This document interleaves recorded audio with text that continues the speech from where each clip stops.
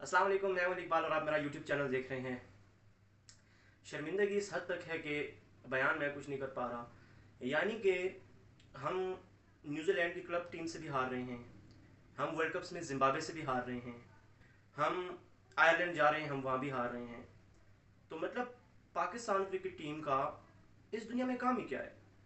यानी अगर आप एक ऐसी टीम है जिसके पास टेस्ट प्लेइंग स्टेटस है, आप ऐसी टीम है कि पूरे मुल्क में आपके पास एक ही खेल बचा है और उसको भी आप तबाह व बर्बाद करने में लगे हुए हैं। हैरानी इस बात पे होती है कि हमारा एक नाम हुआ करता था क्रिकेट में, दुनिया मानती थी, दुनिया जानती थी कि पाकिस्तान की एक टीम है जिसे बड़ी बड़ी टीम्स डरा करती थी, जिसे बड़ी बड़ी टीम्स फेस करने से डरती थी। हम T20 क्रिकेट में भी पीछे रह गए हैं और टेस्ट में और ODI में तो हमारा बेड़ा ही फर्क है।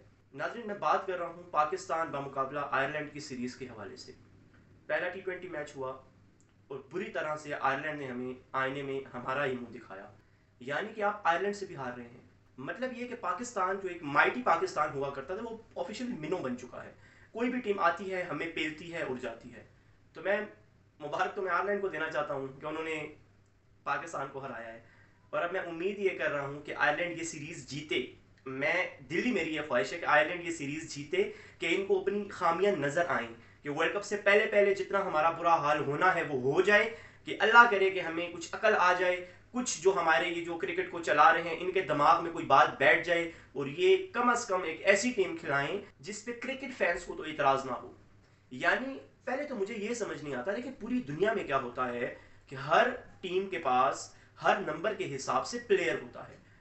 मेरा आप सबसे सवाल है, आप मुझे ये बता दें कि पाकिस्तान क्रिकेट के पास कोई ऐसे 3 प्लेयर हैं जो कि इन एट 4, इन एट 5 और इन एट 6 खेल सकते हैं? तो इसका जवाब है सिंपली नो। अगर आप जरा सा भी क्रिकेट को फॉलो करते हैं तो मेरे ख्याल में तो हमारी टीम में 6 से 7 ओपनर भरे हुए हैं। फिर कप्तान का भी कोई कसूर नहीं है, कोच का भी कोई कसूर नहीं है। सबसे बड़ा कसूर सिलेक्टर का है कि वो ऐसी टीम सिलेक्ट करता है जिसमें वो प्रॉपर नंबरिंग देता ही नहीं है प्लेयर्स को कि वो उस नंबर के प्लेयर हों। यानी आप ओपनर वाले प्लेयर से इन एट 4 पे भी बैटिंग करवा रहे हैं, ओपनर से आप इन एट 5 पे भी बैटिंग करवा रहे हैं, ओपनर से आप 1 डाउन में बैटिंग करवा रहे हैं। तो यानी फिर आप सिर्फ ओपनर्स की टीम लेके गए हुए हैं, और आपने यही टीम, इसमें अगर कुछ मुतवक्के 1-2 तब्दीलियां हो सकती हैं तो हो जाए, पूरी की पूरी यही टीम आपका वर्ल्ड कप खेलेगी। तो फिर आप ऐसा करें कि ये तमाम ओपनर्स को जो है बारी बारी लगा दें। एक मैच में आप 2 ओपनिंग करोगे, एक में आप 2 करोगे, एक में आप 2 करोगे, इनकी बारियां लगा दें। क्योंकि हमारे इन एट 4, इन एट 5, इन एट 6 खेलने के लिए प्लेयर्स हैं ही नहीं कि जो उनको अपना रोल पता हो कि मैंने इन एट 4 पे जाके कौन सी गेम खेलनी है। देखें, T20 क्रिकेट जो है ना वो सिर्फ छक्कों चौकों की गेम नहीं है। आपको ओपनिंग के अलावा या 1-2-3 के अलावा जो 4-5-6 वाली पोजीशंस होती हैं, इस पे आपको ऐसा प्लेयर चाहिए होता है कि जो आपकी विकेट को भी स्टेबिलिटी दे और साथ में बाउंड्रीज लगाना भी जानता हो, और वो 150 के ऊपर स्ट्राइक रेट से बैटिंग करे। हमारे तो माशाल्लाह इधर 1-2-3 भी जो है वो भी 150 की स्ट्राइक रेट से बैटिंग नहीं करते। कल मैंने बाबर आजम की बैटिंग देखी, इतना छोटा सा ग्राउंड है, 50-55 मीटर की स्ट्रेट बाउंड्री है, और हमारे माशाल्लाह जो प्लेयर्स हैं वो अभी भी 180 और 190 वाली क्रिकेट खेल रहे हैं। तो भाई सबसे पहले तो इनके दिमागों में एक इंजेक्ट कर दें ये बात कि T20 में अगर आप 200 बना लेंगे तो कुछ हराम नहीं हो जाएगा। मजहर अरशद के स्टेट आपको बता रहा हूँ, स्टेटिशियन है बहुत बड़े पाकिस्तान के, उन्होंने कल पोस्ट लगाई है कि 2021 के बाद पाकिस्तान क्रिकेट टीम वो वाहिद दुनिया की टीम है जो टेस्ट प्लेइंग नेशन है, और उन्होंने टारगेट सेट करते हुए T20 इंटरनेशनल अभी तक 200 रन नहीं बनाए। तो फिर मेरे हिसाब से तो आप 2007 वाली क्रिकेट पे ही रहे, आप तो फिर 2024 में तो आए ही नहीं है, और ना आप जो है आना चाह रहे हैं। आप तो अभी भी, मुझे तो सख्त गुस्सा बाबर आजम पे आता है, फैंस नाराज भी होंगे इस बात पे जो सुनेंगे, लेकिन हैरानी मुझे इस बात पे होती है कि टॉस के वक्त में आप, पता नहीं क्या आपके दिमाग में होता है कि आप कह देते हैं कि भाई 170 इधर हो जाए तो काफी है, 180 इधर हो जाए तो काफी है। तो भाई बाबर आजम से मेरी ये दरख्वास्त है कि आप साइकोलॉजिकल भी टीमों को मात दें। आप वहां पे अगर आपको पता भी है, एक तो हमारे पास माशाल्लाह कोई ऐसा प्लेयर ही नहीं है, कोई ऐसा कप्तान ही नहीं है, कोई ऐसा कोई पिच रीडर ही नहीं है जो कि पिच रीड हमें करके दे दे कि ये पिच पे कितना रन इनफ होगा या कितना पार स्कोर होगा। फिर आप मैच हारने के बाद ये कहते हैं कि यहाँ पे तो पार स्कोर था, हमारी बॉलिंग अच्छी नहीं हुई, हमारी फील्डिंग अच्छी नहीं हुई। तो भाई T20 क्रिकेट में 180 रन नहीं होता। T20 क्रिकेट अब मॉडर्न हो चुकी है, अब आपको चांसेस लेने पड़ते हैं, अब आपको 200-220 रन करना पड़ता है। उसमें भी आप जो है 200-220 रन करके जीत नहीं जाते, उसमें भी दूसरी टीम जो है वो चांस लेती है, दूसरी टीम चेस करने की कोशिश करती है। लेकिन पता नहीं आप कौन से जमाने में हैं, आपको तो अभी तक वो क्रिकेट का बे नहीं आ रहा, जो तमाम टीमें आगे निकल गई हैं और हम पीछे रह गए हैं। मैं आपको सिर्फ कंपैरिजन बताता हूं कि हम हारे किधर हैं। देखिए सबसे पहले क्या हुआ, आयरलैंड ने टॉस जीता और हमें बैटिंग की दावत दी। देखिए उनको भी पता था कि पाकिस्तान जब टारगेट सेट करेगा तो ये 200 के ऊपर नहीं जाएगा, ये 160, 170, 180 के बीच में ही टारगेट सेट करेंगे। और हमारा भी टारगेट 160 ही हो रहा था, लेकिन थैंक्स टू इफ्तिखार के जिन्होंने वो आखिर में 2-4 छक्के लगे उनसे, और आखिर में जो शाहीन ने वो बैट घुमाया और उससे 2 छक्के लग गए, तो वो हमारा 182 तक हो गया। 182 पे माशाल्लाह हमारे 6 आउट थे और मुझे लगा था कि 182 पाकिस्तान इजीली डिफेंड कर जाएगा। लेकिन फिर जो हमने बॉलिंग में किया, मतलब ये जो हमारे पास एक बॉलर है माशाल्लाह, right arm full toss bowler, जो कि माशाल्लाह हर बॉल फेंकती है वो या फुल टॉस होती है या वो ड्रैग डाउन होती है या वो बैट्समैन को बिल्कुल मुंह में बना के देते हैं कि ले आप मुझे मारे। तो मतलब आप शादाब खान से क्या लेते हैं? अगर आप उनको एज प्रॉपर बैट्समैन खिलाना चाह रहे हैं तो फिर आप उनसे 4 ओवर T20 में नहीं करा सकते। फिर आप साइम अयूब को यूज़ करें साथ, फिर आप इफ्तिखार अहमद को साथ यूज़ करें। और अगर आप शादाब खान को प्रॉपर स्पिनर के तौर पे खिलाते हैं तो शादाब खान से हाथ जोड़ के कहें कि आप अपनी बॉलिंग को इम्प्रूव करें। आप इस बॉलिंग के साथ हमें ऑलरेडी 2 वर्ल्ड कप हरवा चुके हैं। हम 2022 का 2023 का वर्ल्ड कप इसी गंदी बॉलिंग की वजह से हारे हैं। लीग क्रिकेट में और इंटरनेशनल क्रिकेट में फ़र्क होता है। आप शादाब खान पे काम करें। और मुझे तो हैरानी ये होती है, मैंने इससे पहले एक वीडियो बनाई है कोचिंग पे, तो मुझे तो पूरी टीम में कोई फास्ट बॉलिंग कोच नज़र ही नहीं आ रहा। फास्ट बॉलिंग कोच कौन है? कोई भी नहीं है हमारी टीम में fast bowling coach. Wahab Riaz साहब तो हमारे सीनियर मैनेजर साहब हैं, चीफ सिलेक्टर साहब हैं, तो क्या वहाब रियाज हमें फास्ट बॉलिंग के गुर भी वहाँ सिखा रहे हैं? अजीब बात है, आपका फास्ट बॉलिंग कोच आपके साथ है ही नहीं। तो फिर ये जो प्लेयर हैं, ये जो फास्ट बॉलर्स हैं हमारे साथ 4-5 टीम में, सीख किससे रहे हैं?